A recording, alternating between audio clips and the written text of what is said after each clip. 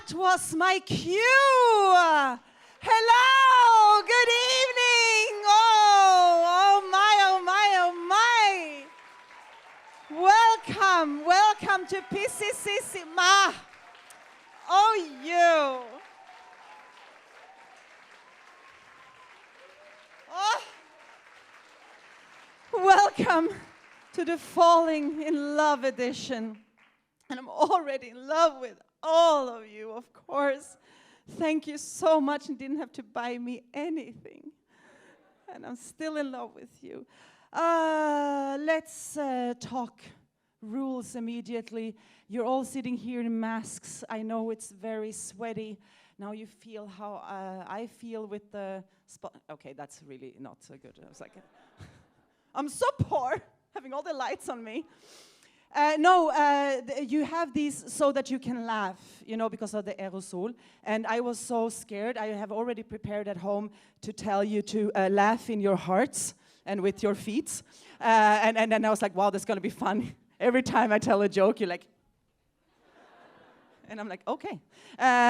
So this is why we do this. And you cannot go and get drinks in between, unfortunately. I don't know how it is with the toilet situation. Just you know, and think about something else. And this is also why we have a little bit of a shorter show for you tonight. It's your money. Fine. I did not expect that. That's so good. And also welcome to everybody at home, because there's a lot of people who love coming to PCCC, but they can't come because they're Risikogruppe. Hello. Cameras. So many cameras. Hello to all of you at home, and thank you for joining us tonight. So yes, no drinks. That means we have 2 acts. And then we have a pause. Of course, I'm gonna minute in between. And then we have a pause. And please keep the pause, yeah? I know it's nice outside, but then you come back and it's 2 acts, and then we can have a good old time when the show is over. Yes?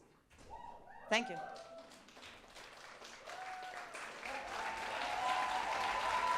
Yes! Oh, that's how I like it. Oh, I like it very, very much. So, who is here for the first time ever? Show of hands. Really? This is so weird. I mean, welcome to PCCC, the Politically Correct Comedy Club. Very nice to have you here for the first time. I'm always so surprised, because I always think, like, who were those people who were here all the other times? Seats you're having? I mean, glad that you're here, but what's up with them? Why did they not come? Do they not love us? But fine. So you have already noticed this is a very good audience. Just do what everybody else is doing. You laugh when I go like, you know, and I say a joke. I don't care if you find it funny or not. Just laugh. Give me some love. It's been a long time, and I missed this place, and I missed you so much, and it feels so good, and I could go on forever and ever about how much in love it makes me feel to have you here. I do know what a lot of you are thinking right now. Is she going to address the elephant in the room? Everyone's like, is this going to be uncomfortable? Like, where is that funny little fella in his expressionist little sweaters that was always here up beside me? Well, Josef Jöchel is not with us anymore. He's not dead. No, he's not dead. He's not dead. He's just not with PCCC anymore. And yeah, I know. And I'm going to be honest with you. It's going to be really, really tough for me to be up here without him tonight. Because throughout the years, he always managed to bring out the best in me. Through these 4 years that we worked together, he made me and inspired me to become a better comedian. He always gave me a good old time up here on stage. And I have to tell you that together we made the art of banter look so easy and delicious. We could have dipped it in chocolate and sold it as a piece of cake. I sound like Lisa Eckhardt now. That was really not on purpose. Oh, no. I know. So that said, I also want to make it very fucking clear that I may look like €1 million, but I am not Vienna's Anna Wintour, and this is not a low-budget production of The Devil Wears Prada. No. No, working with me is nothing you have to endure or suffer through, but it's something that is like sleeping on a juicy little cream cake and wake up every morning like, ah.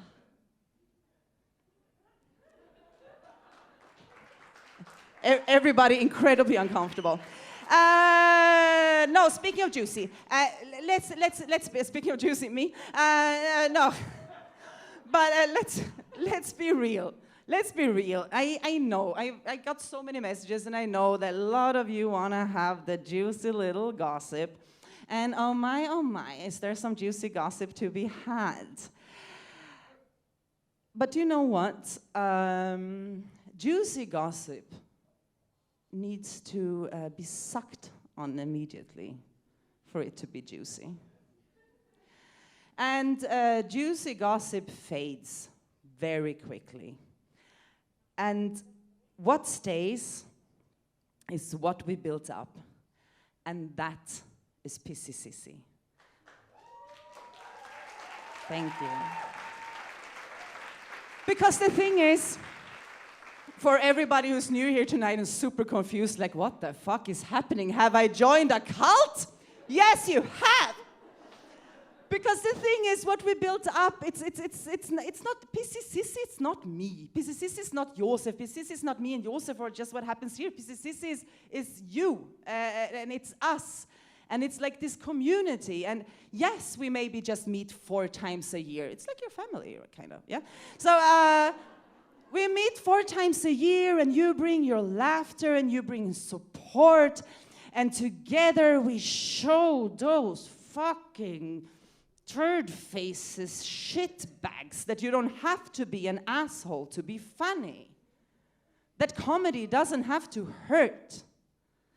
And doing politically correct comedy means that we never compromise the rules and ideals that we set up for ourselves, so that we can bring you what we promised you from the very first beginning, an as safe as possible space, so that you can come here and just relax and have a good old time and don't have to sit on needles going like, ooh, is it going to be like a transphobic or racist, innocent little joke?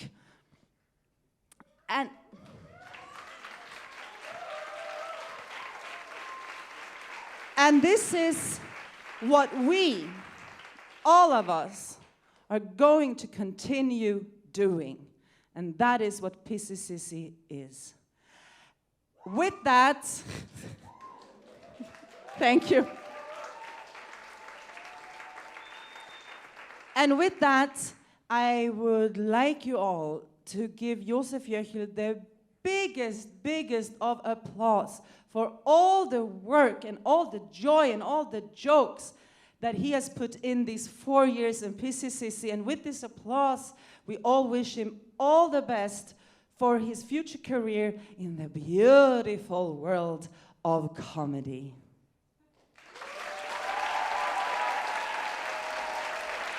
Thank you. And all's well in the end, as long as he doesn't go to Novomatic.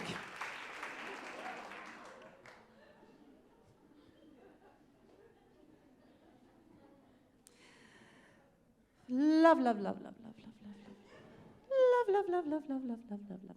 People are so obsessed with love. People are so obsessed with this human-to-human love. People think love, they think romantic love. Brings a lot of stress because there's a lot of people who don't have the same possibilities and access to have this human-to-human love. Some people don't want it, and you get stressed all the time with like falling in love, and it just means one thing, that you love this person or these three people, or you know, that kind of love. that kind of romantic love. But it's like you can fall in love with so many things. You can fall in love with a memory, you can fall in love with a place, you can fall in love with a gorgeous new outfit that my girlfriend got me in Italy. Thank you, honey. Now you're in love with this too. It's fine, I understand. You can fall in love with like a scent, like if you shove your nose into like a bag of coriander and you just... And you go like, oh, I want to make love to you. You don't have that? It's like, oh, right? It's like, and like every time I go like, I will marry you, and oh, I will cherish you forever. And then it fades. But yes. But there's so many other types of love. And one of my biggest loves in my life, and thank you, Josef, for the idea of talking about this tonight. She's been with me for 16 goddamn years, and she's so fucking annoying. And I think, I look at her and I think, your sole purpose or goal in life is to drive me nuts. Isn't it? Isn't it? And then I look at her and I think like, oh, I'm gonna bring you to the animal shelter. I'm just kidding. I'm not thinking that. I'm saying that. But and the thing is with this hairy little asshole that I have. Her name is Callisto, by the way. Yes, it's a very big name for a tiny little dog. It was clear there was a dog, right? No, it wasn't. Wow, how scared were you there for 3 minutes? Like, is that how she talks about her girlfriend, who bought her that outfit? Her name is Callisto. She has very many nicknames because there's been very many creative people walking in and out of her life these 16 years. So she's also Keali, Kerlchen, Kerlowatz, for some reason, Kerl Friedrich, but also sometimes Kerl Friedrich die Große. Yes, sometimes she's just Fritzi, which I'm trying to go like, no. So the thing is, when we picked her up 16 years ago, the puppy smugglers, which we did not know were puppy smugglers until a month later when I read an article, and I was like, oh, that's not good. That makes now a lot of sense, a lot of things. They told me I got this little black puppy, and because my girlfriend at the time, she woke up every morning and said, ich will eine kleine schwarze Hundebaby. And she would never stop, so I read Anzeige in the Bazaar that says, kleine schwarze Hundebabys, and I got her one. Yes. I went to the animal shelter, but they didn't have them. I wouldn't do this today. Anyway, so we got her, and they said, yes, her mother is a pit bull, and her father is a shih tzu. And I'm like, okay, that's a thing. I don't know if you're aware of the anatomy of dogs. Look it up when you get home. What a shih tzu is, and what a pit bull is. Thing is, and this is the goddamn truth, it took me 2 years, and a good old friend of mine who is a huge admirer of Jim Carrey and the movie Dumb and Dumber to tell me, oh my God, she's a bullshit.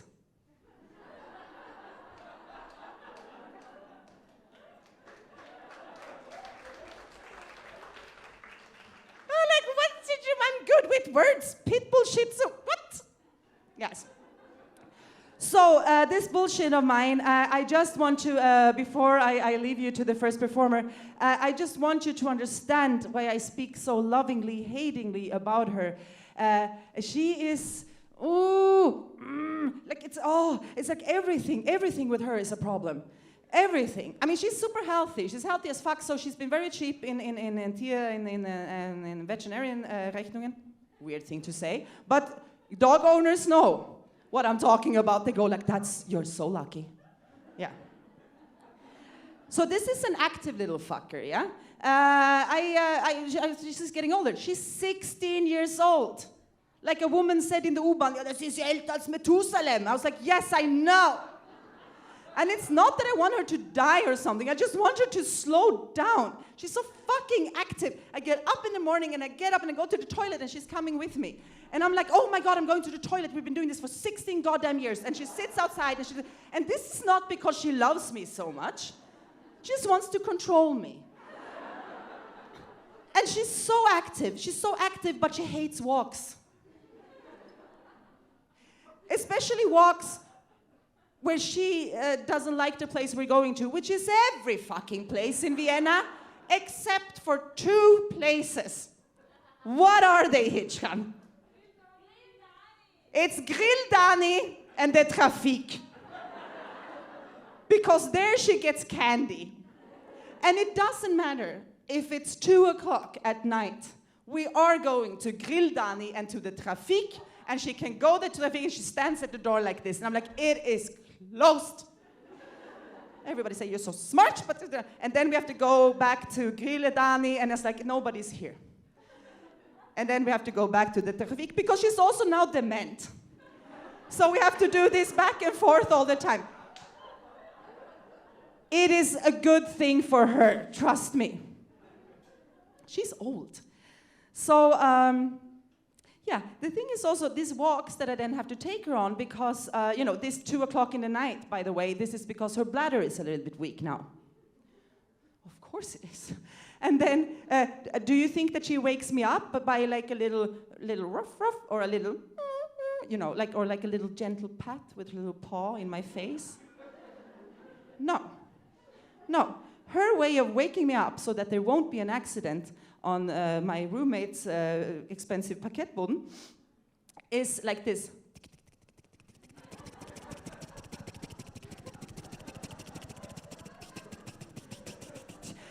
Which has brought me to have a very light sleep.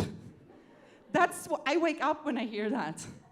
And I live in Meidling by the rechte Windseile. Yes. So thank you, Callisto. So we're walking, we're going out, I finally get her out, I get her to walk. She needs to do her 5 poops a day because she likes to portion them just very tiny, like a little rabbit, like poop. And then and she's done. And she doesn't give a shit about the environment or the plastic bags that I have to use. Like, she's not doing 2 shits a day, no, poop. And it's like done. And I take her out, and then it begins, the drama. The drama. She's like, she knows she's not into this. Anita von Grill Dani is not there with the candy. She's not feeling it. And then she starts to have like a little, like she can't walk anymore. And then she's like, oh, I'm dying. And I have to drag, she's not dying. If she would see Anita von Grill Dani, she would like, woo, okay, let's go. It has happened so many times. And then and people are looking at me, and then she looks at them, she's like, save me. Save me. And I'm like, I'm not having this. My favorite is when she looks like I just stole her. I'm trying to pull her, and she's like, I have never seen a lady in my life. Who is her? Save me. And I'm like, no, it's my dog. 16 years, Callisto, for the fucking... Fritzi!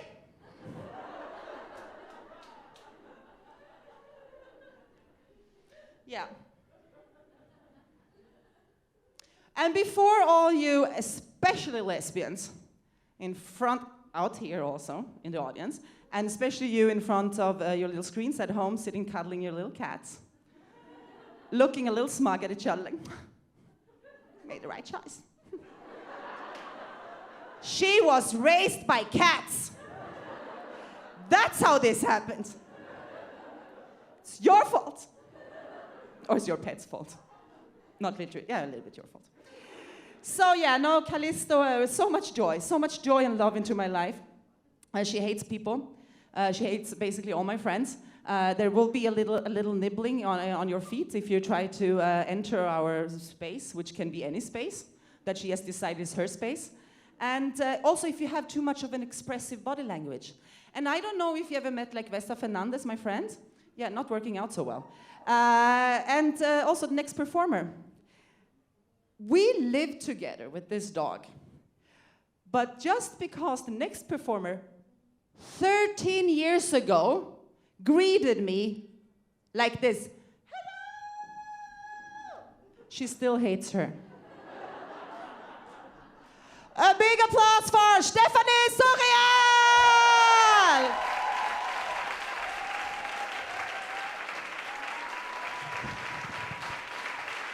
Yes! Vienna!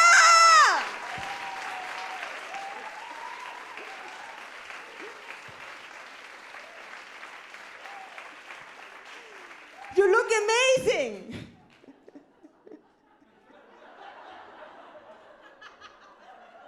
I didn't expect this picture. I'm falling in love with you right now. Yeah, falling in love! What a horrible topic. Because it is always about this vicious circle, about people who love other people who never love them back. So I'm going to tell you a story, one of many, many, many examples. It's a classical summer holiday story. Now picture it. Sicily, 1997. I was 17 years old, a vibrant butch lesbian, still in the closet. And I was going with my oldest friend, Geli. We decided to spend our summer holiday in Sicily in all-inclusive fun vacation hotel resort. So we took the train from Old Wachau to Sicily and finally arrived after the longest train ride of our entire life at the train station somewhere in Upper Sicily, from where we still had to walk a couple of kilometers with our huge classical 1990s rectangular luggages with these tiny twinkle wheels on the heel of the luggage. For all of you who don't remember these kind of luggages, they are still seen in horror movies to shove a human body in. So we were rolling, and after like an hour and a half of walking, I hear my friend screaming in the back. I pictured the worst, a snake bite, a scorpion bite, but even worse, the wheels of her luggages just melted due to the hot asphalt. So we were stuck. And no way to carry this 30-kilo monster luggage all the way to this hotel. And in this moment, like in the movies, we hear a deep, vibrant motor sound. And a couple of seconds later, we get the picture to this sound effect. A big, huge, large penis. No, I'm just kidding. It would fit so well in this part of the text. But a gigantic, enormous Harley Davidson. On top, a man with black boots, blue jeans, no helmet, of course, but hair in a perfect Drei-Wetter-Taft shape, sunglasses that covered almost his entire face, and the legendary white tank top. Like Platon would call it the idea or the origin of the white tank top. So you get the picture. So he stops and he pulls down the sunglasses, half, you know, and he looks at us and asks, Ragazze, cosa posso fare per voi? So my friend jumps up, opens her hair, and answers, the wheels of my luggage just melted. Me, in the middle of this scenery, I spare you the details. Harley Davidson guy took the luggages, went to the hotel. We were walking all the rest of the way. He was waiting for us there, telling us our luggages are safe and sound in our hotel room, followed by beautiful ladies. In the urgency of this situation, I forgot to introduce myself. My name is Francesco. Motor, sound effect, dust cloud, and he leaves. So from this on, we proceed our holiday, and already on day one, we met a lot of amazing other holiday teenagers, and we made a lot of friends and became this really cool, fun group to hang out with. And Francesco, the Harley-Davidson guy, was also part of this group. And we spent great first days. We had a lot of fun until the getting to know phase ended and the falling in love phase started. And seriously, who needs it? It ruins everything because everybody falls in love with someone else who never loved them back. So here is what happened. My friend Geli fell in love with Marcello the barkeeper. Marcello the barkeeper fell in love with a married woman who kept telling Marcello that she's going to leave her husband and they're going to move to Paris. Then there was Fabio the athlete, who fell in love with my friend Geli. Once Geli twisted her ankle by the pool, and out of nowhere, like in the movies, Fabio the athlete came and grabbed her, lifted her, like in the movies. And in this moment, Meatloaf, I would do anything for love, was playing somewhere behind us. It is all so staged. Anyway, my friend Geli didn't love Fabio the athlete back because, as I told you, she was in love with Marcello the barkeeper. I had a total crush on a girl, Leah, my absolute colonial fantasy.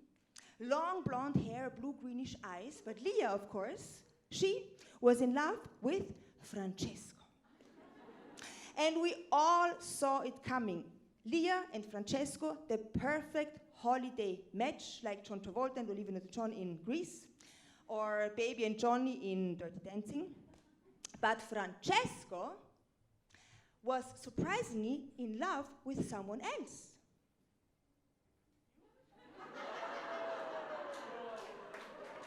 Me.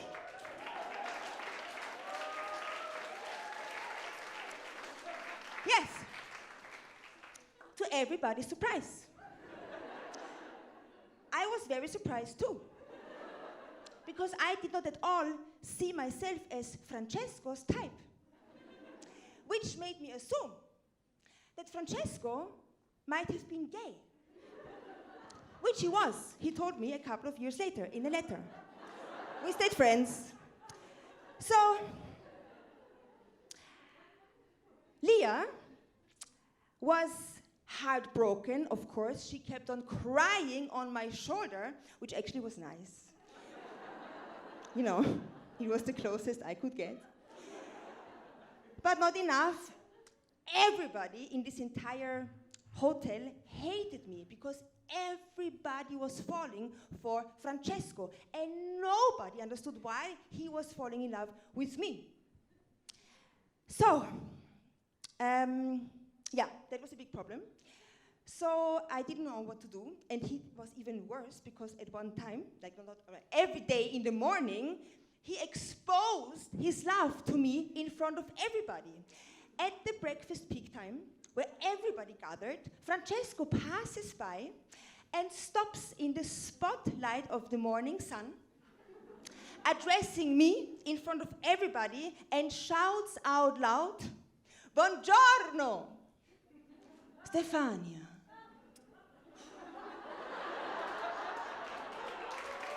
It's true. So I knew I had to stop this. I told him, I don't like you back. This is not going to happen, but he didn't stop.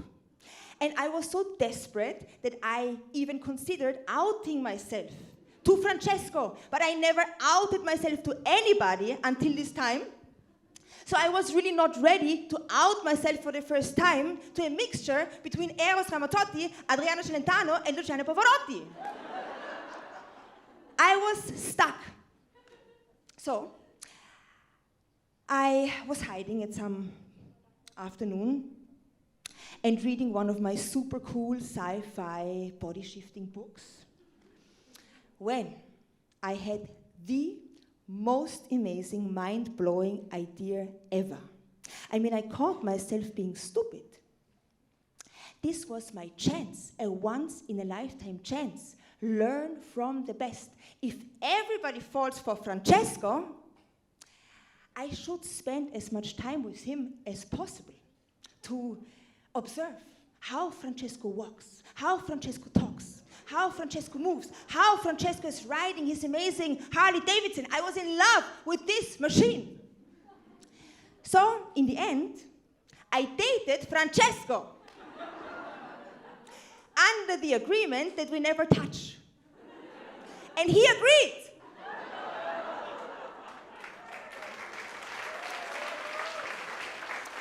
So we made the funniest couple people there have ever seen. We spent a lot of time together. Actually, he was a really nice guy. We became great friends after we were a couple. And I actually learned a lot from him. And up to the present day, every time I'm riding my bicycle in the streets of good old Vienna, and the Harley Davidson is passing by me or stops, and I hear this motor sound, I'm grabbing my bicycle handlebar and I start to turn.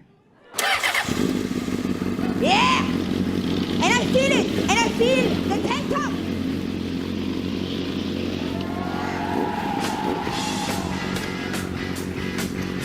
And I feel the sunglasses that cover my entire face! And I'm body shifting to Francesco! And it's amazing!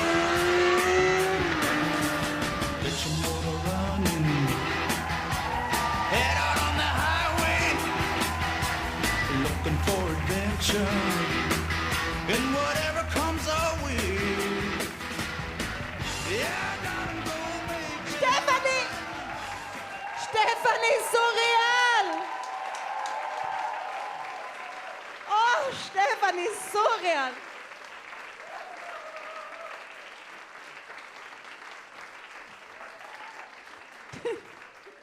You know what she didn't tell you?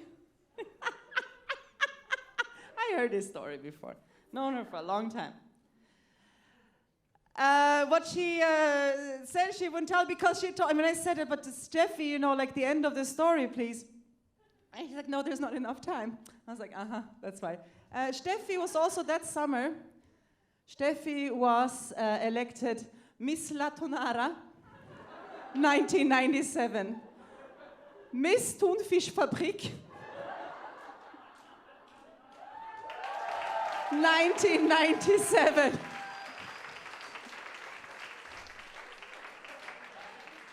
I think she still has... Huh?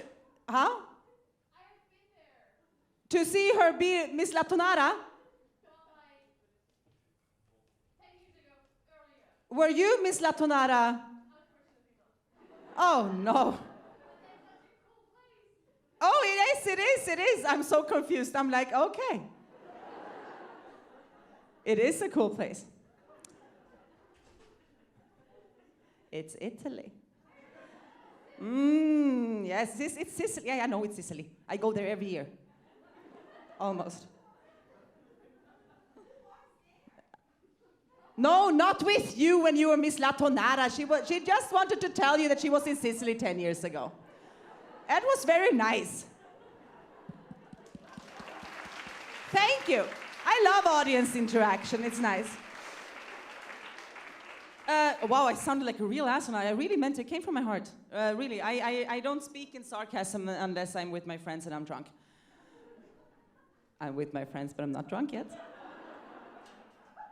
Let's see. So, growing up, if you grow up and you're like a Western European, come from a Western European culture, and you have that at home also, and you live in this space, you all know like what's romantic. It's Italy. It's Francesco. Of course, that's you know, and of course, and what is it more? France. Of course, it's je t'aime. Of course, it's amour, amour. Ooh, and everything is like, oh, it's French, and it's so sexy, and it's and yeah, je m'appelle.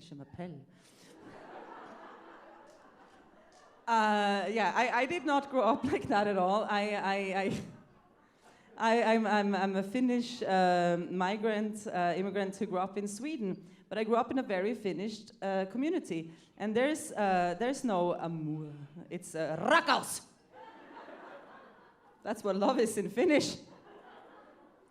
Rakkaus. And I grew up in a community where like showing feelings are for sissies. That's what my mother said to me. And also growing up in this Finnish community, when I started developing a very like emotional personality, my family was like, okay, what's wrong with you? And then they started calling me the Swede. Because that's the worst thing you can say to a Finn ever. So much shame. So Finland, generally, very generalizing here now, but also not. You've seen the movies. Finland, not so big on emotion. In Finland, emotion is when you share a good silence together. That's love.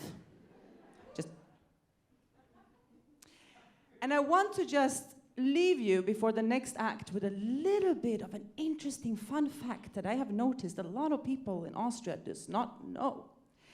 And that is that the tango, you know, the very passionate dance of tango is the national dance in 2 countries, and it's Argentina, of course, with, you know, all this stuff, and it's Finland. Yeah, everybody said, what? Yes, true story. Tango is the national dance of Finland. Nobody knows why Argentina and Finland, it makes no sense.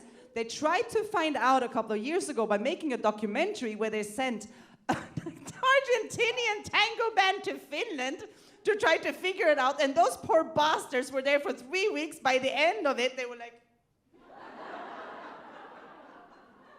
never seen anyone so petrified in my life. Like you have the Argentinian tango and you go and the Finnish tango is just like...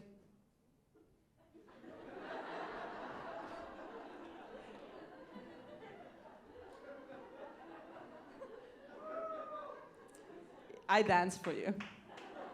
I think that deserves an applause. No, do you know what deserves an applause? I think they're gonna touch this subject a little bit and oh my God. I got shit for saying this, but I'm saying it again. It's my favorite goddamn siblings in the world. Yes. And I want you to give a big applause for Esra and Enes, and together they are Esrap.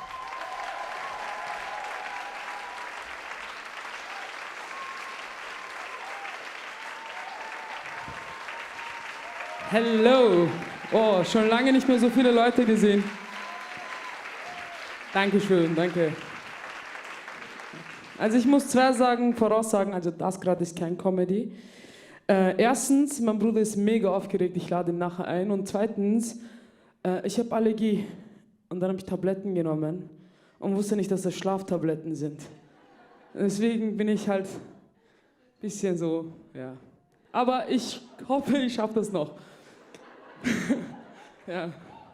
Aber auch, es hilft auch nicht, wisst ihr, also ich habe diese Tabletten genommen, weil ich bin jemand, ich schlafe um 4, 5 Uhr in der Früh und jetzt sind halt meine Augen halb zu, aber ich bin noch immer wach.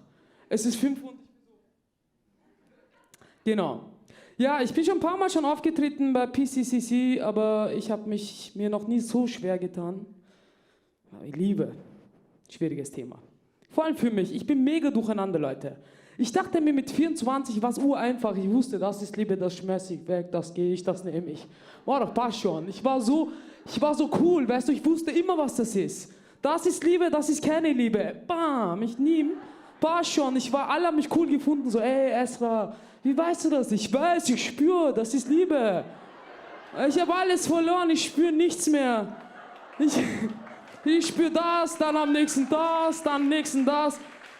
Ich glaube, das haben 3 Gründe, glaube ich. Eins ist Alter. Ich bin schon 30. Je älter, desto komplizierter wird das Leben. Man kennt auch vieles, weißt du. So, als ich mit 24 verliebt war, habe ich mir gedacht, oh. Und jetzt weiß ich, dass es kein oh ist. Sondern es ist halt anders. Und 2 andere Gründe habe ich auch, dass ich einfach zu lange in dieser Künstlerwelt war. Weil Künstler fragen immer nach. Ich habe das Gefühl, ich muss immer wissen, was Liebe ist. Zum Beispiel auch bei Kunstarten. Also, du kannst nicht sagen, hey, ich habe Bock auf Comedy, sondern hey, ich mache Comedy, weil ich will meine Migrationsthemen auf der Bühne bearbeiten und will dem Publikum das Gefühl geben, ein Mitgefühl, bla bla bla bla bla. Und ich habe immer das Gefühl, wenn ich über Liebe reden muss, Ja, muss ich halt. Und das zweite Thema ist wirklich mein Migrationshintergrund. Wirklich. So das dazwischen sein. Du kommst, ich will euch echt ein bisschen reden. Gerade kein Comedy, gerade wirklich so, ja, wirklich so, ich will es loslassen. Du bist dazwischen, okay? Du bist weder das, noch das. Früher war es einfach, da habe ich mir gedacht, nur meine Identität ist wichtig. Ich habe geschaut, was Türken machen und was Österreicher machen. Ich war 100%ig Türke. Türke haben Döner gegessen, Österreicher haben Schweinsbraten gegessen, ich war Türke. Und dann schaust du, wie Türken und Österreicher lieben. Und da komme ich durcheinander. Also ich war vor 4-5 Jahren war ich mega Türke, weil Türken, alles ist groß.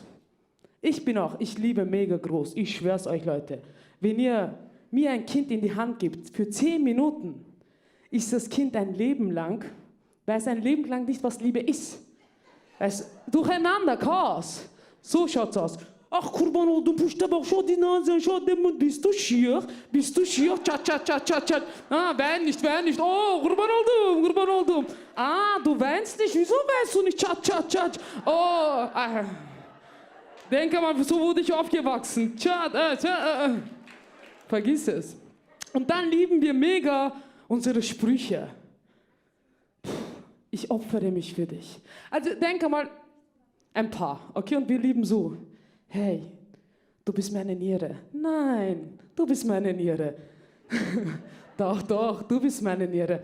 Okay, dann bin ich dein Herz. Nein, du bist mein Herz. Und es wird immer grindiger. Du bist mein Leber. Du bist meine Niere. Das Schlimmste finde ich, du bist das Fett, meine Augen, deine Augen. Ich esse das Fett deiner Augen auf. Und dann fragen sie mich, wieso funktionieren offene Beziehungen so unter den Türken nicht? Denke mal, du liebst so groß. Bei der einen isst du den Leber, bei der anderen die Niere und dann das Fett der Augen. Come on, was bleibt mir übrig? Und dann schaue ich mir Österreicher an. Österreicher lieben pragmatisch. Ich liebe das manchmal so, weißt du, letztens kommt eine Freundin, du Esra, ich habe mich voll lieb, wir sind ja zusammen seit bla bla bla. Und ich denke mir, es kommt jetzt was. Und so, ja, wir sind ein gutes Team, wir funktionieren sehr gut. Und ich kann ihn, ja. Und was ich nicht verstehe, ist so, hey Esra, ich kann ihn wirklich sehr gut leiden. Hä? Das habt ihr von uns genommen, wir können gut leiden. Was leiden? Wo ist Weinen, Feuer, Flamme, bis in der Früh? Weißt du? Also, Cultural Appropriation nennt man das. Was? Wir können gut leiden, das ist unseres. Ihr könnt pragmatisch sehr gut lieben und ich bewundere das. Weißt du? Nee, sehr gut. Ja, und dann habe ich irgendwann mal, also seitdem ich so halt hier lebe, habe ich irgendwann mal weiße Zärtlichkeit kennengelernt. Kennst du das? Nicht. Okay, jetzt muss ich erzählen. Schau, bei uns ist es so, du kommst, du hast ein Problem, du wirst nicht ernst genommen. Weißt du, du sagst so, hey Enes, mir geht's nicht so, passt schon, du bist stark, schau dich an, komm, ade. Weißt du, immer so stark. Auch wenn man dich angreift, ist immer stark, so, ach, ich liebe dich. Deswegen haben alle so mit 30 Bandscheibenprobleme. Schwierig. Und letztens bin ich so bei einer weißen Freundin, setz mich hin und mir ging's nicht so ein bisschen gut. Und dann kennt ihr diese Frau noch, die den ganzen Winter einen Schnupfen haben und so dicke Socken und dann setzen wir uns auf dem Sofa und sie spielt dauerhaft mit ihren Füßen und niest und ist dauerhaft krank im Winter. Und ich sitze da und alles ist so fein. Weißt du, auch wenn sie mich angreift, ist es so fein. Ey, darf ich dich jetzt angreifen? Ist es okay? Ich sage dann okay, dann greift sie mich an und dann tut sie noch ein Update. So nach 10 Minuten, ist es noch immer okay? Sage ich, ja, ist es noch immer okay? Mach, ja. Es ist urleise, ich kann reden über die tiefsten Sachen, ich kann ehrlich sein und sie hört zu und ich mag das auch. Und dann wird es ganz still und dann sagt sie zum ersten Mal irgendwas und sagt, hey Esra, ich wollte dich das fragen, als du gekommen bist, aber ich konnte nicht. Magst du vielleicht ein Glas Wasser haben? Ich so, ja, sehr gerne. Nur wenn du willst, kein Druck. Ich so, nee, wirklich. Kein Druck. Ja, das muss ich noch lernen, weil manchmal bin ich, glaube ich, zu hart. Ich so, komm, Adi, lang gib Wasser, passt schon. Oder ich nie, Pasito. Und manchmal ist es halt zu schnell, glaube ich. Ja, ich kenne das halt nicht, das ist so fein. Ja. Aber was ich auch gemerkt habe, Liebe ist für uns Türken eine Übertreibung Kunst. Und wir sind in dem wirklich sehr gut. Und für Österreicher ist es einfach Architektur. Man plant. So wie bauen wir das Haus, machen wir 2 Stöcke, 3 Stöcke, welche Bausteine, welche Material, was nehmen wir und wenn es zum Wackeln beginnt, dann sagt man Paartherapie. Für uns ist das Ego-Sturz. Was Paartherapie? Wir sind ein Paar, wir therapieren uns, wir brauchen keinen Dritten. Und mit Enes crashen wir auch. Also ich glaube, ich verstehe noch immer beides sehr gut. Und bin, glaube ich, mittlerweile auch ein bisschen beides, mehr Türke, glaube ich, als pragmatisch sein. Aber weiße Zärtlichkeit, es macht auch ein bisschen süchtig. Wirklich. So. Also ich würde jetzt als eine weiße Zärtlichkeit Enes auf die Bühne hoch... Enes, wenn es für dich okay ist, würde ich dich sehr gerne auf die Bühne einladen wollen.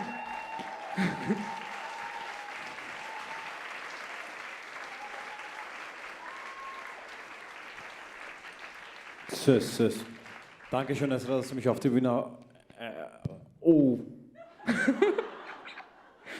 Ich darf sie umarmen. Ja, okay. Wir wohnen zusammen, deswegen keine Corona-Sache. Genau. Esrap, ich habe dich sehr gut dort zugehört. Du warst so super geredet. Dankeschön. Ich erwarte mir auch eine super Rede von dir. Nur Ja, wow, viele Leute. Ich bin so nervös. Ja, schwierig. Aber für euch ist noch okay. für euch? Für deine Liga.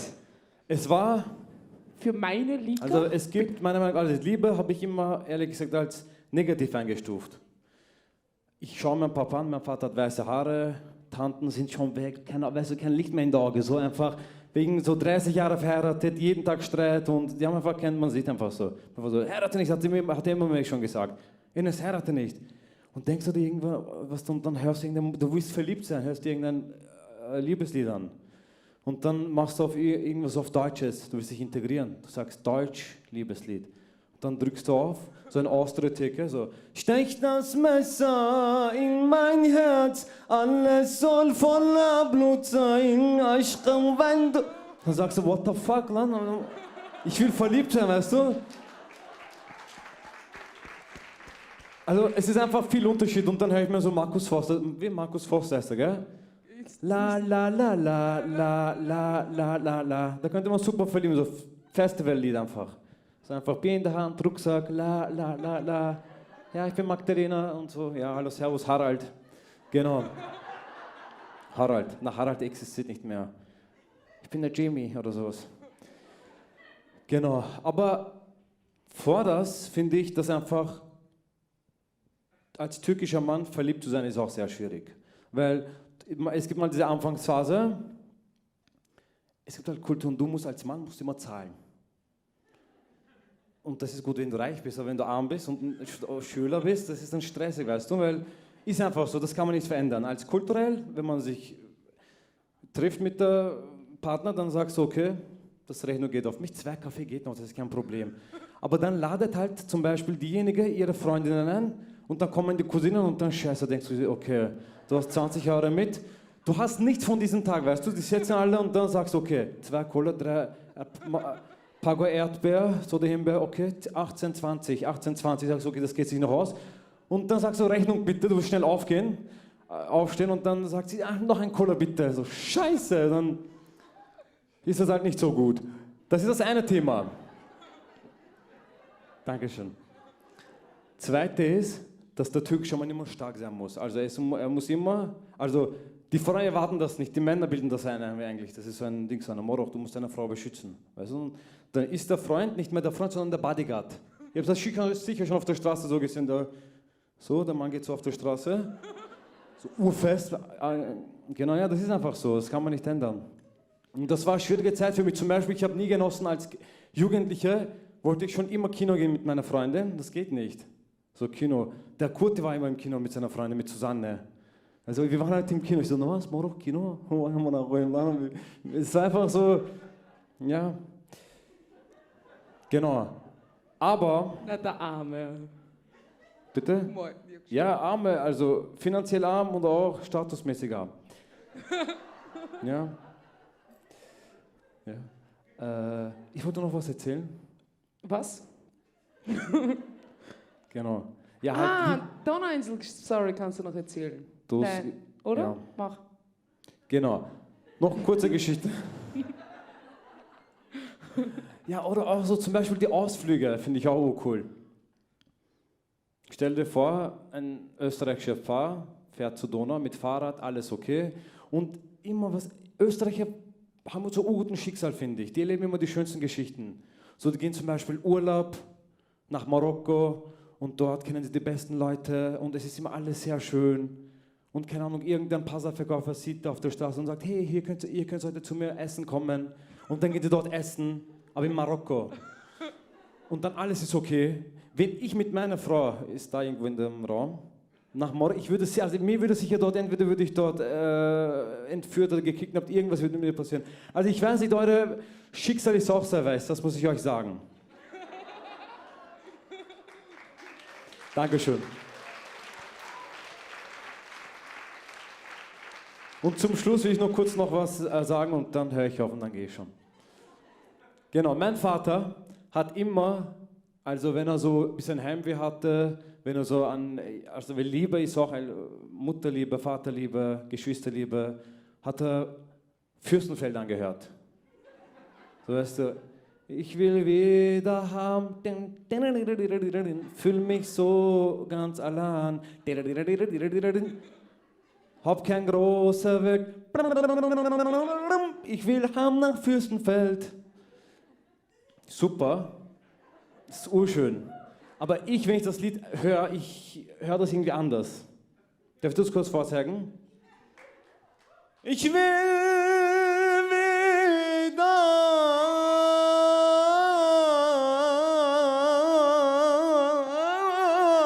haben.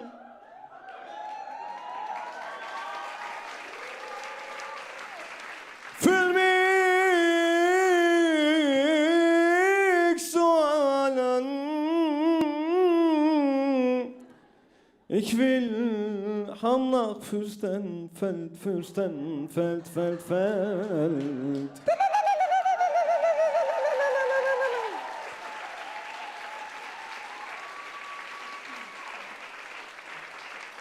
Weil Wien ist scheiße. Dankeschön. Dankeschön, das war's von uns. Schönen Abend noch. Oh! Esrap!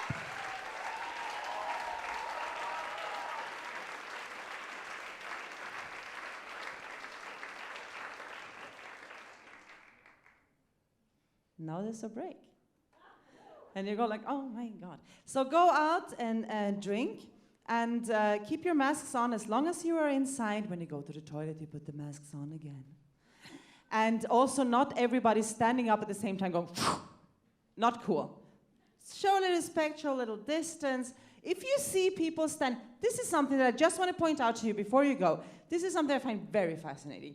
If you see people standing with masks outside, it means something. It means that they don't want you to come up and go like,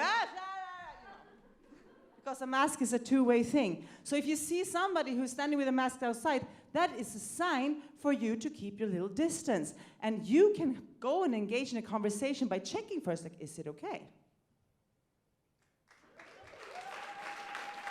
Thank you. And I'm dead serious tonight about the 15-minute break. I remember all your eyes, and I can identify you. And I see you here in 15 minutes. Thank you so much. A big applause for Stefanie, Sourial, and Esrap! Woo! And now we listen to Esrap's first love song in the whole break. Du weißt genau, was ich jetzt spüre. Kann nicht benennen, es ist was viel. Ein Doppelkick und Baby, Baby. Bin keine Lady. Konto, Minus, Baba, Life. Lotto ist so schön, immer mit dabei. Bobbe live, ab und zu reif, immer drive, Mama ist auch live. Beste Rhymes, beste Zeit und egal ist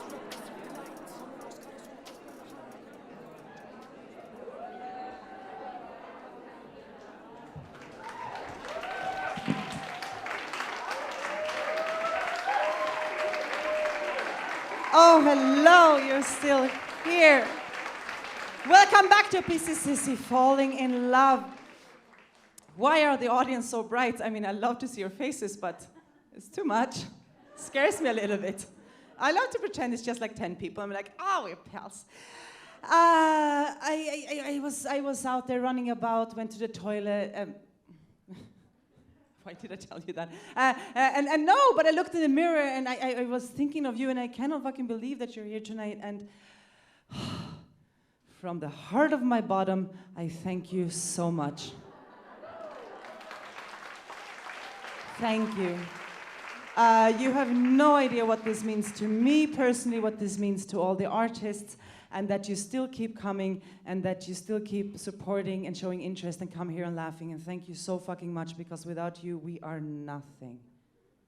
We are just standing at home, performing to our plants or our annoying little dogs. I tried to do my skits to my dog. Do you know what she did? She's like, that's the only time she leaves. Otherwise, she's always by my side, and when I go like, yeah, have you heard lately? She's like, yeah, I'm not having this, I'm not having this, I'm not having this. Yeah. So, yes, love. I want to, before I introduce the next artist, I want to take some of you. Oh, I always wanted to sit on one of these. I'm going to do that. Oh, it's a little bar stool. Maybe I will look a little classy.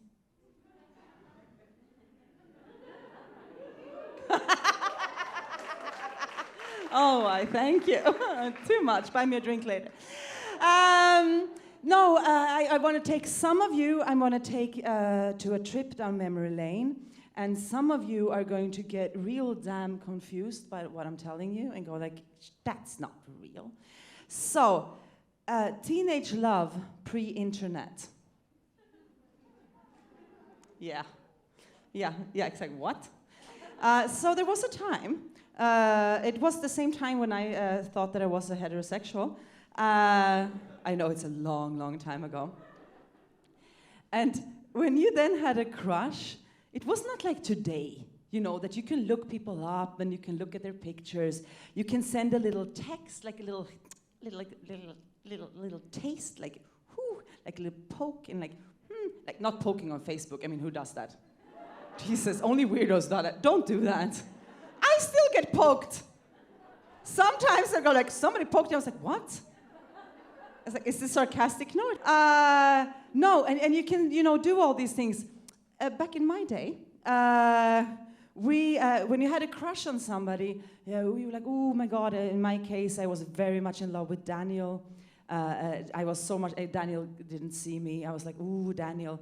And then I wanted to make contact, but I mean, you don't, when you're like a preteen or an early teen, you don't go up and go like, hi, weird, at least not in Sweden. That's how we do it. That's weird when you're 12 years old. So you had to then look him up in the phone book, and then you had to call him, and then you had just one phone in your house. It was the landline. It was the only phone. It was always in the hallway, so everybody could hear you. I had a big family. Everybody could hear me. So then you had to take the little phone with you into the toilet, and then you were sitting there, and then your mom came, I need to take a shit. And I'm like, I'm trying to call Daniel. She's like, you've been doing it for half an hour. And I'm like, I'm dumb. Because you always do, and then you pressed, I don't know if you remember this, you pressed the numbers, and then you waited with the last one. You remember this? You're like, beep, beep, beep, beep, beep, beep, beep.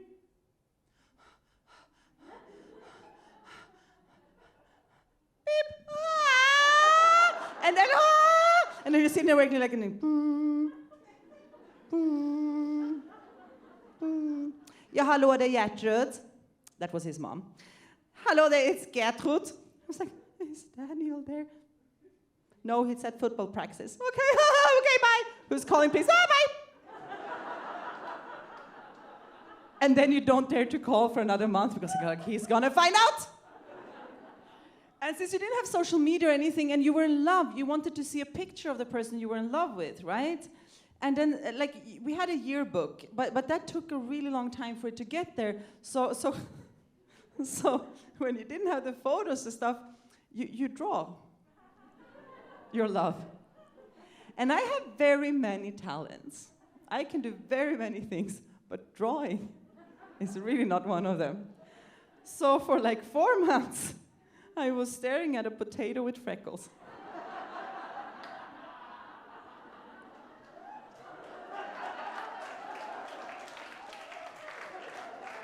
You and me, Daniel.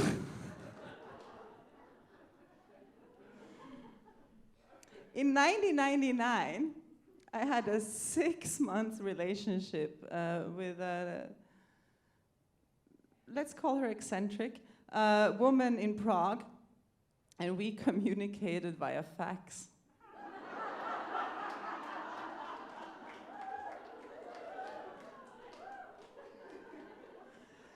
So stop complaining about social media, for Christ's sakes, think about the children. That said, our next performer, I would say that she's an expert in modern love. And she would never be one of these weirdos that we were, when we because, you couldn't get contact, so you went to their houses and you stood behind a tree like a creepy peeper, staring at their door of the villa at 9 o'clock in the evening while they were watching, Dallas or Beverly Hills 90210. I don't know what the fuck they were watching, and you were like, oh, maybe he's gonna come out. He never came out. And so we fucking raised a whole generation of creepy peepers. And the next performer, she will never be a creepy peeper unless you want her to. Give a big applause for Jules Gleeson!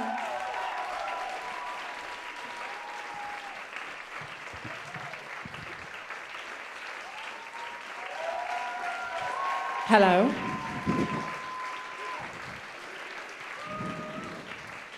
So, around a year ago now, I was getting to know my girlfriend. And I told her I did stand-up comedy.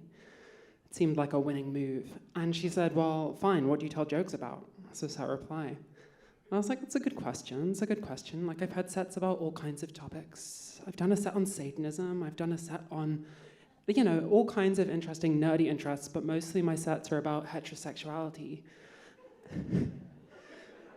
With a specialism on heterosexual men. And I'm just fascinated with how weird it is that heterosexuality is so normal. That's my big...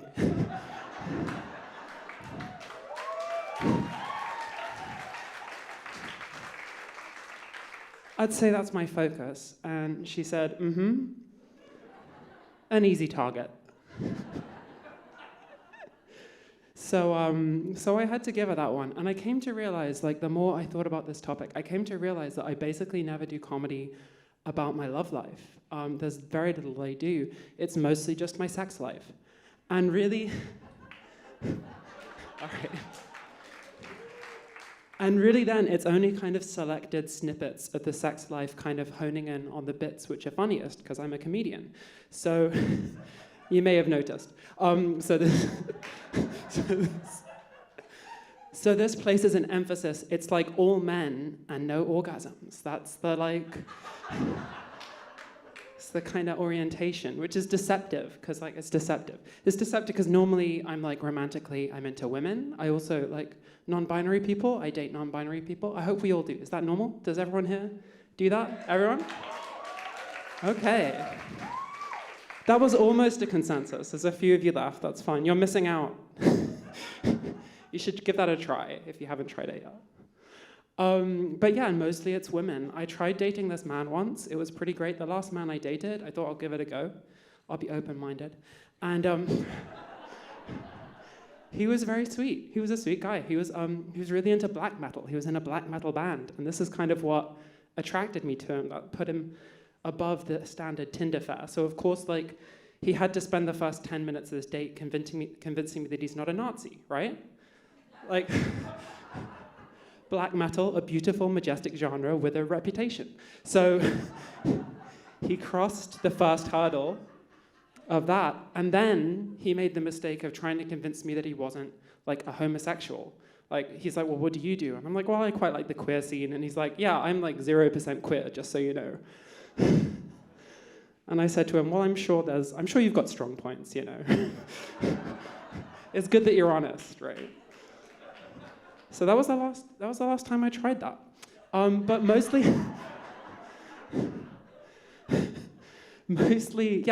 my experiences with men are just they kind of ask to have sex with me, and every once in a while I say yes. So that's kind of that's how I dip my toe into the old heterosexuality.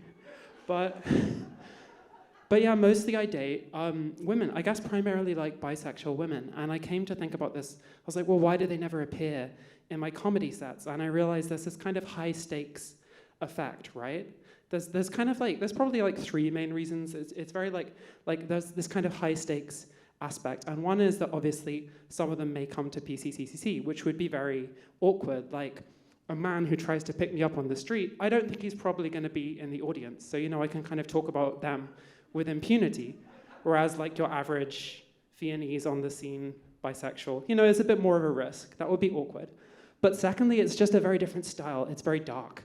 Like, jokes about like interactions with men are they have this Mr. Bean aspect, These heterosexuals appear as these kind of blundering, oblivious characters.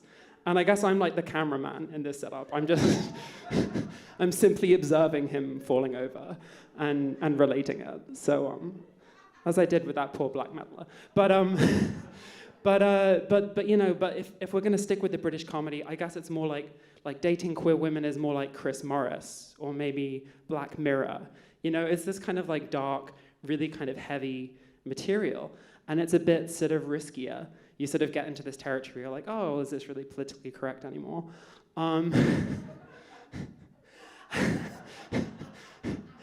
mean, some of you will have dated bisexual women, so you'll know what I'm talking about.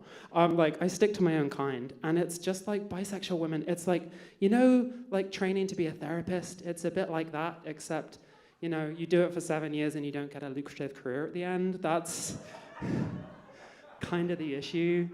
I can tell some people are getting nervous. No, I'm not saying that like bisexual women are crazy. I'm just saying we live in these maddening circumstances. Like, I've said therapy, let's use another career simile. Being a bisexual in the LGBT community, it's kind of like being a sewage worker, right? Like, people, it's a steady job, you're not wrong, but people want to kind of deny you exist. They want to, like, if at all possible, they want to forget that you're there. Whether they're, in any topic, they want to just put you to one side, but that doesn't stop you getting shit on from all sides. That keeps on coming. So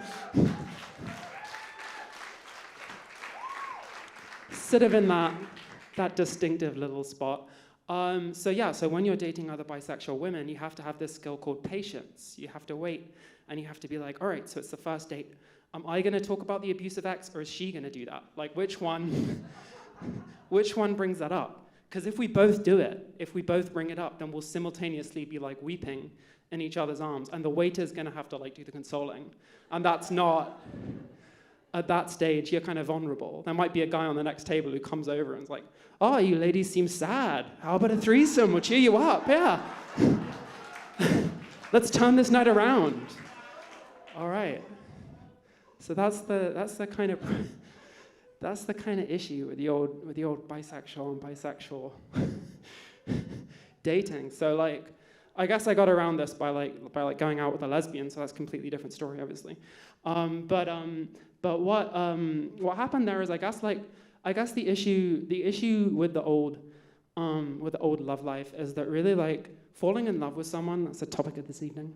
Falling in love with someone is sort of like the opposite of comedy, I've noticed. Like, comedy is very much about observation. So like you bring up saying everyone's familiar with something, and then you bring it up and you're like, you bring it up and you put a weird twist on it. Like today I was given this Team HC. Have you seen these guys? Team HC, they're all over the city. And they gave me this flyer of HC Strache. And I looked at his face on this flyer and I was like, You know, everyone knows this guy, right? I'm sure there are lots of fans in the room, right? But I was thinking, how has this guy got 5% of the vote? You know, he's been this successful figure. He's been one of the leading figures in the country, and he hasn't got eyes. Have you noticed this? Have you noticed this? I'm not saying he's blind. He can go to Pratistan and look at a sushi bar and be, this is terrible. You know, he can see things, to be clear. He just hasn't got eyes. They're like these gray, like quarries on an alien landscape. They just suck. You wouldn't see a reflection, you know? You look at his eyes and you're like, it's like this Catholic theology where like hell is the complete absence of the divine. That's like Straka's eyes. You know, there's no God. Just these. And that's it. And now you know what I mean. That's the observation. But falling in love is not like that. Falling in love is a lot more like in-joking. You make jokes which mean like nothing other than the two of you understand it, or sometimes three. I don't know. There's probably some triads who've shown up together. That's sweet too. But like however many are in this relationship, you're the only ones who get this in-joke. It's not universal. So you see like a couple walking down the street, you know, they can be any gender, just imagine it. Whatever you want to imagine. And one of them says to the other, oh, you're my sweet little dinosaur, you're my sweet little dinosaur. And the other one says, no, you're my sweet little dinosaur, you know? And if you picture that, your reaction is probably just like, what is this inane crap? Why are they saying this to each other? But when you're one of the dinosaurs, right? When you're the cute little velociraptor, that's another story. Then you're like, you know, that's the moment.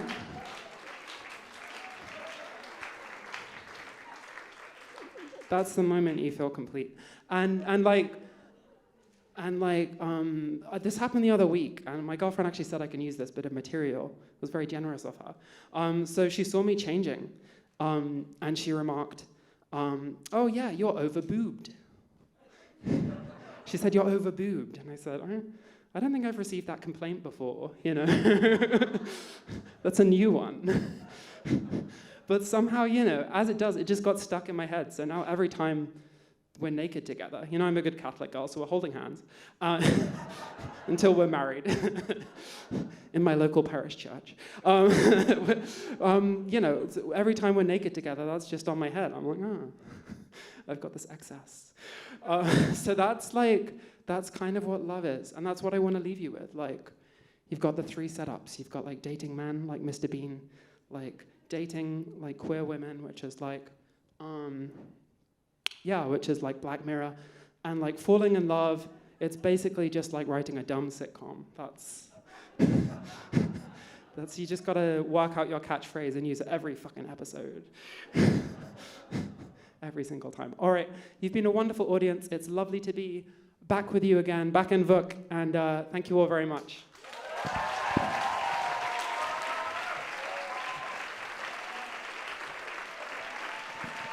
Jules Gleeson!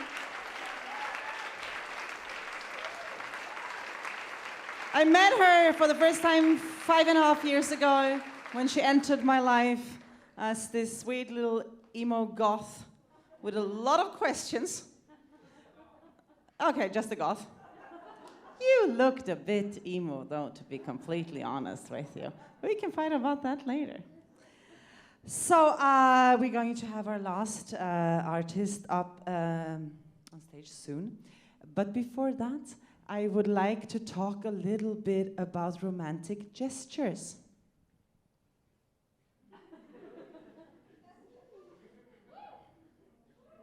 I speak about this human-to-human romantic idea of love, that you're a couple and then you're gonna do like groovy things together, or people do like sweet things for you.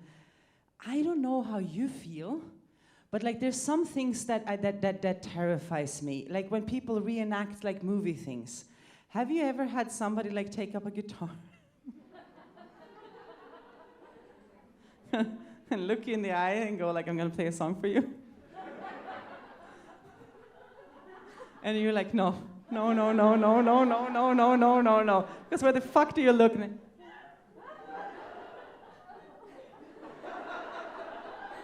you're sitting there and you're like,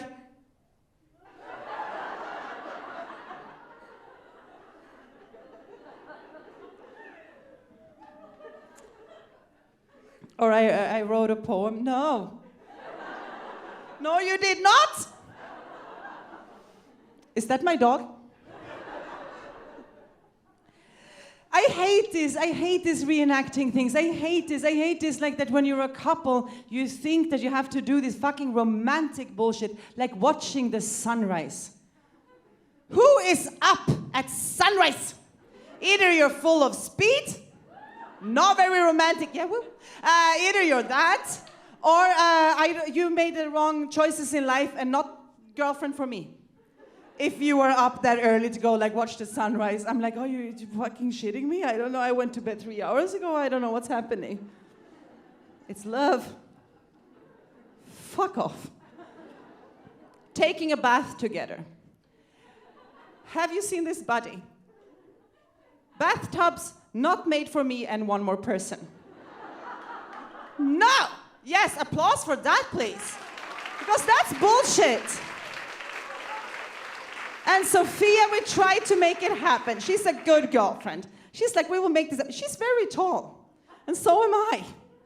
There was a lot of legs happening. We like created new spiders. I don't know what the fuck was happening. There was like no water until here because every time I moved, it's just... And it's like, okay, so this is sexy. Taking a shower together.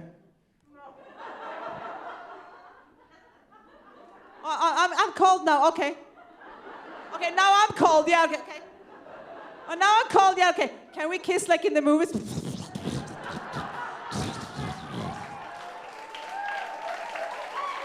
Bullshit! I call bullshit. Also, like, you don't have to, do you know what a romantic gesture is for me? It's when I wake up after a hard-working night and a lot of boozing, and I wake up and go, oh, and my girlfriend turns to me, she goes, like, should I get you a pizza and a Coke? And I'm like, yes. Should we watch Golden Girls? Yes. That's romance. Yes. Don't fall for that bullshit or all that crap that costs money or gifts. Gifts that go like roses, like they will die and I will get sad. Shove it. Like, I don't like any of that, but I do want to share one gift that I got as a romantic gesture with you. And Karin, I hope you're not watching this, but if you are, Karin in Sweden, everybody in the audience can calm down. So this happened over 20 years ago. Over 20 years ago, I accidentally had a little sex with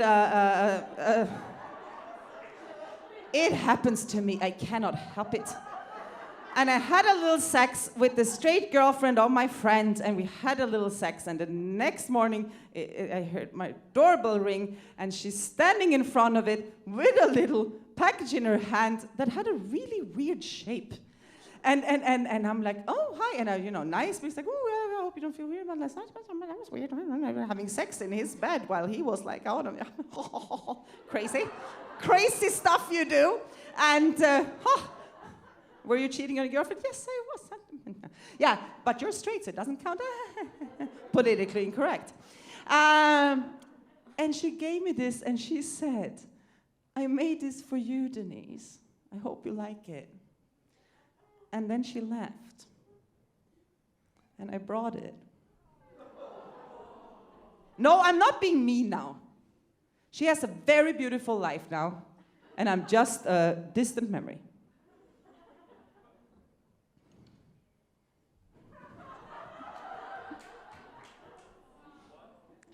I am not me, stop being, I opened the package and it's a clothes hanger that she painted in purple, and it says Denice, and it has little cat paws on it on the sides.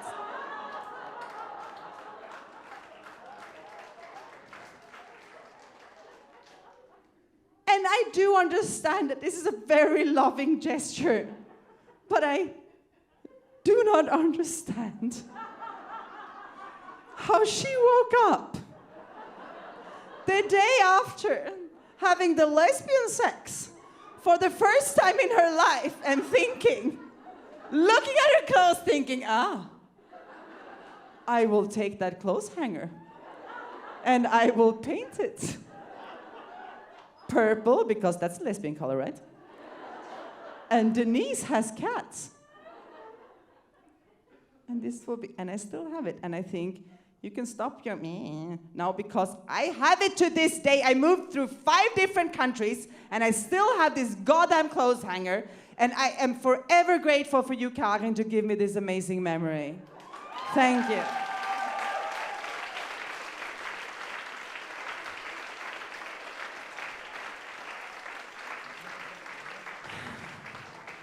Thank you. Speaking of clothes, the next artist, ooh, she is wearing her Serbian Monday dress. Yeah, exactly. You go like, what does that mean? And I want you to give a big applause for Malarina!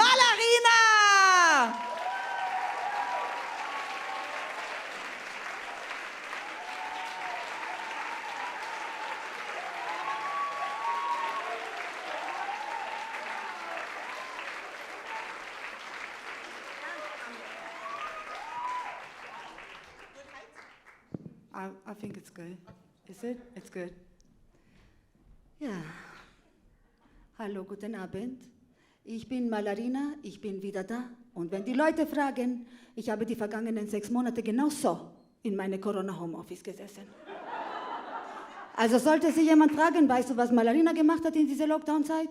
Dann erzählt ihr den Leuten, Malarina hat irgendwann Mitte März ein rotes Kondom angezogen und gewartet, dass das Wok wieder aufsperrt. Es ist so schön, wieder zu Hause zu sein.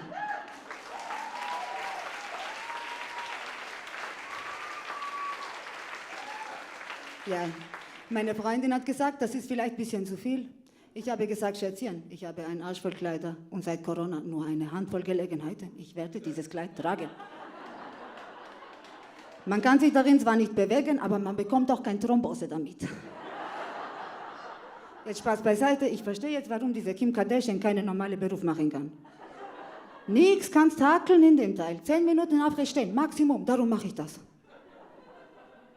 Apropos keine Gelegenheiten, Falling in Love ist heute das Thema. Ich bin schon gefallen in Love und in letzter Zeit, wir waren ja alle viel zu Hause, mit unserer Love oder ohne. Aber wie auch immer wir da waren, wir haben viel ferngeschaut, oder? Ja. Und ich war auch zu Hause mit DVDs und diversen Streaming-Anbietern. Und ich habe mir viele Filme angeschaut. Und ich habe mir auch viele lesbische Filme angeschaut. Zumindest haben diverse Streaming-Dienste mir diese Filme empfohlen bei meiner Suche.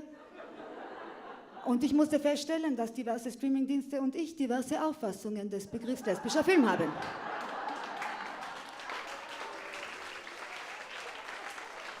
Meiner bescheidenen Meinung nach reicht die lesbische Taxifahrerin aus Szene 14 nicht, um mir diesen Film vorzuschlagen. Ich finde auch nicht, dass diese lesbische Kuss von dieser Teenie-Protagonistin aus diesem Coming-out-of-Age-Film reicht in der Disco, weil sie wollte nur Männer locken, um mir diesen Film vorzuschlagen. Ich bin offen gesagt ein bisschen wütend, dass mir dieser Film vorgeschlagen wird, weil ich halte diese besagte Teenie-Protagonistin für schuld daran, dass öffentlich sich küssende Frauen nie ihre verdammte Scheißruhe haben. Enttäuscht von meiner Ausbeute habe ich beschlossen, meine Suche auf LGBTQI+-Filme auszuweiten und siehe da, es wurden mir schon mehrere Filme von diversen Streaming-Bietern angeboten. Und ich habe mir interessiert, wie ich bin, einen Film über 2 Männer angesehen. Ich habe mir schon etwas zu trinken bereitgestellt und eine Packung Taschentücher, weil meine Erwartungshaltung war sehr stark an den Film Brokeback Mountain angelehnt. Wie auch an die Filme, die so für Lesben produziert werden. Aber Leute, weit gefehlt. Also, in dem Film ging es um 2 Männer. Beide waren sie openly gay and no drama about it. Sie wohnen zusammen, sind beste Freunde, daten andere, obwohl sie ganz offensichtlich füreinander geschaffen wären. Am Ende kommen sie zusammen, alle freuen sich, niemand stirbt, der Film ist aus. Ich war fasziniert. Ich weiß nicht, ob alle von euch schon einmal Gay-Filme gesehen haben, aber so etwas, wie ich da gesehen habe, nämlich eine leicht verdauliche Gay-Komödie, wird für Lesben nicht produziert. Nein. Nein. Also im lesbischen Film geht es vielmehr um Krankheit, Tod, Mord, Selbstmord. Problematisches Coming Out, also die Eltern von einer oder beiden flippen aus. Eine von beiden hat am Ende einen Freund, die andere zieht weg oder bringt sich um. Der Rest der Drehbuchautorinnen verarbeitet ihren jugendlichen Lehrerinnen-Fetisch in Schriftform mit ebenso düsterem Ausgang wie die vorhin genannten Kategorien. So.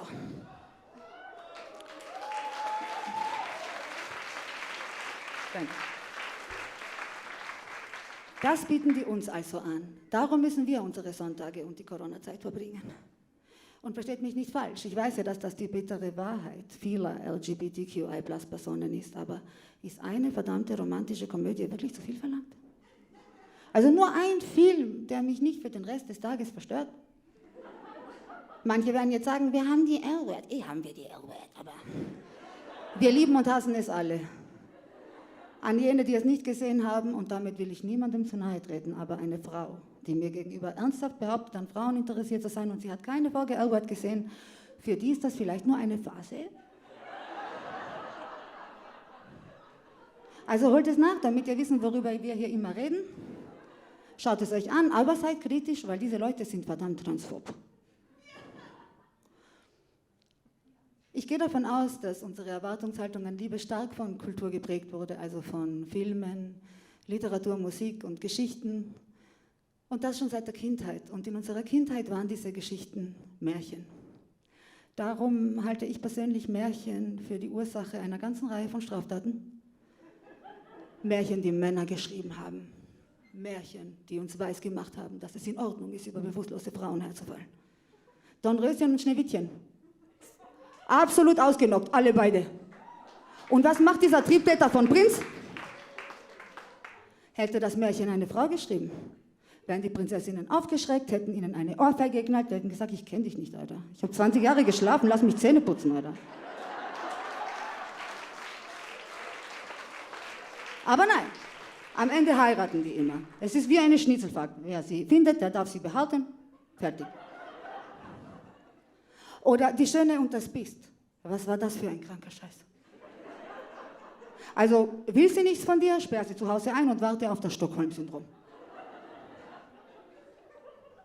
Wir erwarten von Frauen, sich immer an zweite Stelle zu stellen und sich aufzuopfern für die Kinder, aber vor allem für den Mann.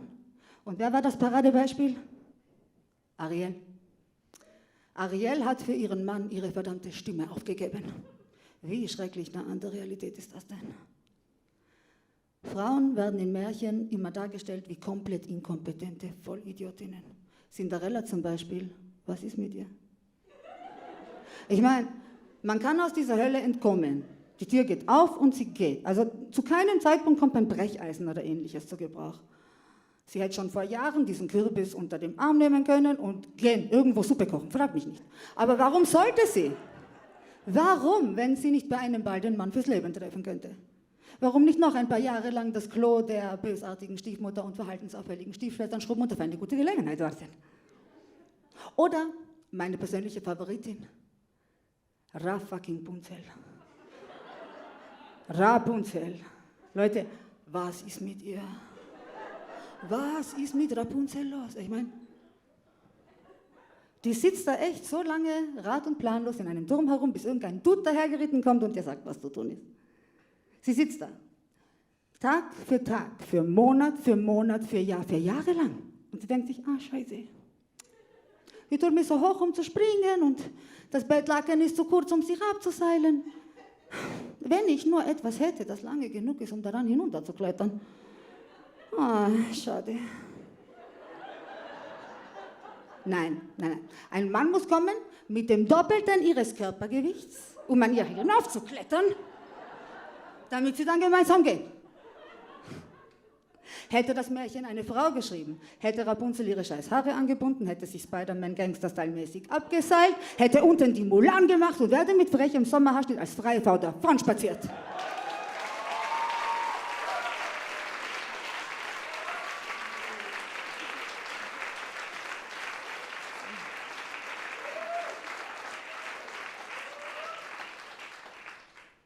Unsere Erwartung an Liebe hat ja auch viel mit unserem kulturellen Background zu tun. Und ich weiß nicht, ob jemand hier schon einmal jemanden vom Balkan und weiter östlich gedatet hat. Aber vielleicht ist diesen Personen aufgefallen, dass wir ein bisschen, sagen wir mal, dramatischer sind. Tough love, was soll ich sagen? Meine Freundin und ich, wir fahren oft mit der U-Bahn oder sind einfach so in Wien unterwegs und dann begegnen wir Menschen vom Balkan, die sich unterhalten. Und meine Freundin stellt dann immer die gleiche Frage. Streiten die? Und ich gebe immer die gleiche Antwort. Weiß nicht, Babe. Vielleicht reden die immer so. Bei uns zu Hause läuft es schlimmer ab, wenn alles ruhig ist, als bei Schwabos, wenn die streiten. Ich habe geschiedene Österreicher gesehen, die einander die Tür aufhalten. Für uns fällt diese Vorstellung in den Bereich abstraktes Denken.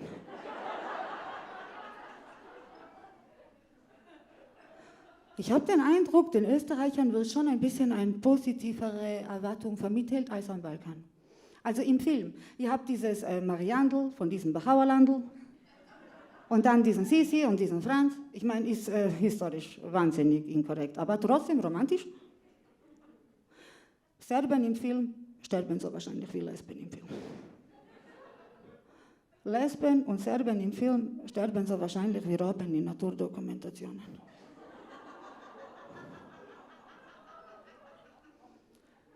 Und auch die Musik ist bei euch viel positiver. Bei österreichischen Liebesliedern, da fühlt man sich nach im Takt klatschen. Es wird einem vermittelt, Liebe, das ist ein schönes Gefühl. Also, ihr hattet dieses Marmor, Stein und Eisen bricht, aber unsere Liebe nicht. Schönes Gefühl. So ein schönes Gefühl. Oder dieses andere, 7 Sünden bist du mir wert, 7 Sünden und noch viel mehr, denn du bist der Wahnsinn. Scheiße Lied, aber schönes Gefühl. So eine schöne Gefühl.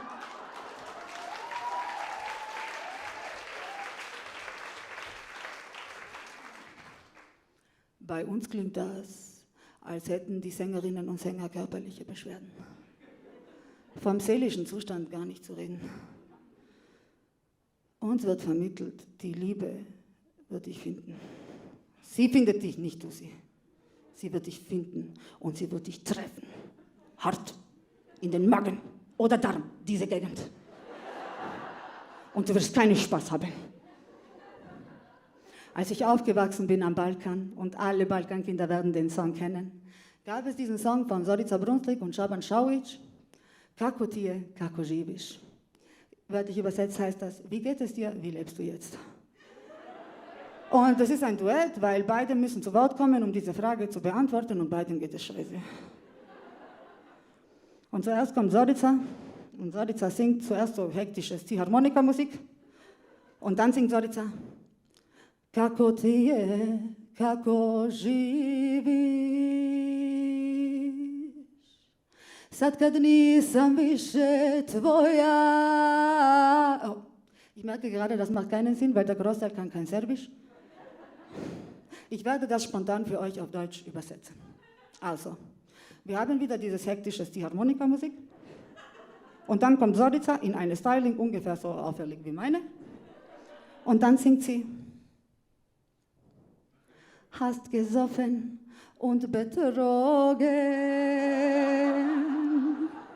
darum wohne ich jetzt alleine. Und wir haben immer dieses, das ist Vibrato. Wissen Sie, Vibrato ist, wann Text ist fertig, aber Gefühle übrig.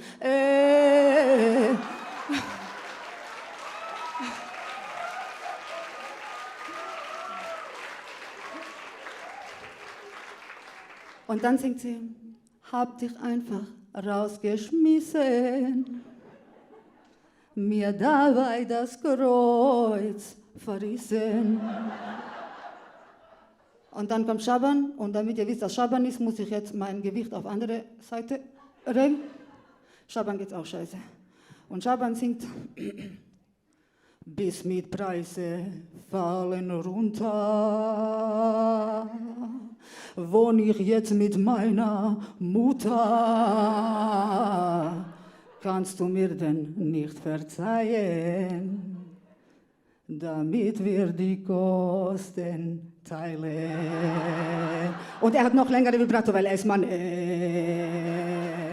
Vielen Dank.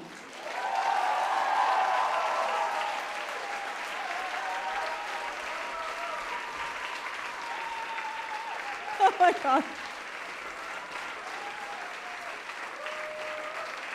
Malarina!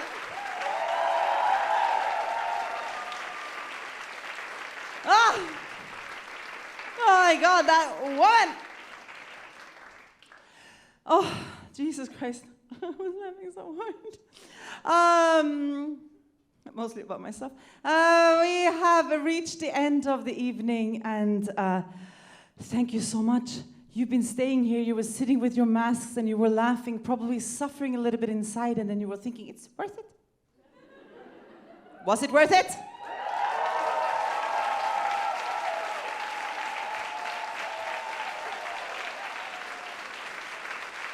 No. I'm sorry, that made me look a little bit too, nutty. I don't know how I'm going to continue doing this. Will I do it by myself? Will I get like a constant co-moderatorin? Will I get like guests, like a guest host? Will I get Hannah Gatsby as a hologram? That's an idea. Good one, right? First I want to say Beyonce, but then I thought she's not so funny. Yes, so Hannah Gatsby as a hologram. I don't know. Let's see. We are going to be back in December. And before we say good night, before we say see you later outside drinking beer, because Lord knows I need some, and you're going to drink it with me, I want you to give a big applause for the fantastic people behind the sound and behind the techniques. Please, please give a huge applause for them for making this all look and sound so good. I want you to continue that applause for the beautiful people from Octo TV who are streaming this, and they are so easy and nice and lovely and respectful to work with. And most of all, of course, I need you to stop now and then start again, because there are two women, and there are two women who make this impossible. And they just offered us this stage 2 years ago and say, hey, come to this huge room and take your little weird comedy show and do this, and we will sell out, which we have been doing ever since. And they believed in us, and they have supported me so much, and I cannot tell you how much I love you. So now I will show it with the help of 200 people. Uli and Esther from WUK Performing Arts, please, a big applause.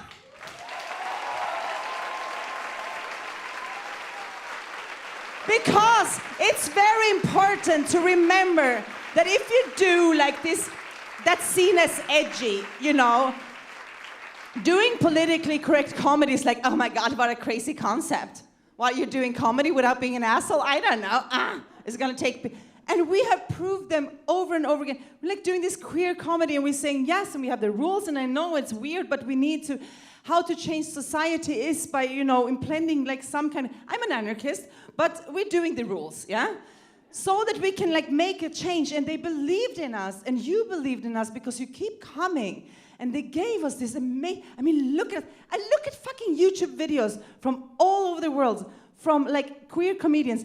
Nobody has a stage like this. Seriously, nobody has a stage like this. Nobody has fucking TV coming and screening them live. Nobody gives a shit about us queers. Nobody gives a shit about us who wants to do something that is fucking right. That is not some normative bullshit.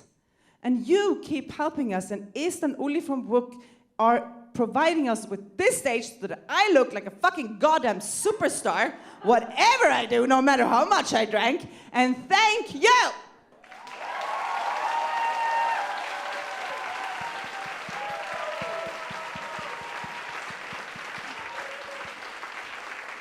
And light and technicians and everything. We deserve this. We deserve this. We deserve this. Nobody should put us in a fucking basement and say that we're niche. We deserve this. And I know there's a lot of straight people out there tonight and you go like, woo, I love this. Good on you. I don't care who you desire in your private life. That's your choice. That said, for the new people tonight, the old people, you already know this. I always like to play a little song again and again and again and again until everybody goes like, what the fuck? But it's gonna get stuck because I like to promote local artists, and the first song was by The Telly. It was a cover of Blue Moon, and The Telly is one of the absolute oldest fans of PCCC. The person from The Telly, wants to say anonymous, has been to every PCCC show there's ever been. That was the first song. Second song was the new hit from Esrap, First Love Song. And now I think we're ready for the third song. And with the third song, I will ask everybody on stage, I have no idea where Esrap is, as very often. Esra and Ennis, are you still here? They're smoking outside. But I want you to give them love too. And through this last song, I want you to feel the vibe of falling in love with us and we falling in love with you, and give the biggest applause for the amazing artist tonight. Stefanie, Sourial, I can't believe you're running out! Stefanie, Sourial, come back here now! I knew you would do this. I knew this was a mistake. I knew immediately when I was like, no, she's gonna get them. We will symbolically, yes. Starting with the music, I want you to give all you got for Stefanie Sourial, for Jules Gleeson, for Malarina!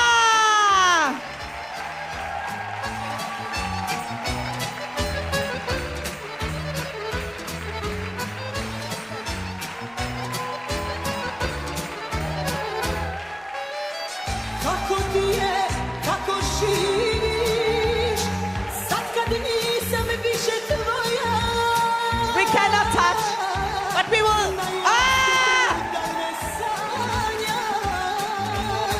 Thank you. We are not allowed to touch. We are not allowed to touch when we make a symbolic. Like this.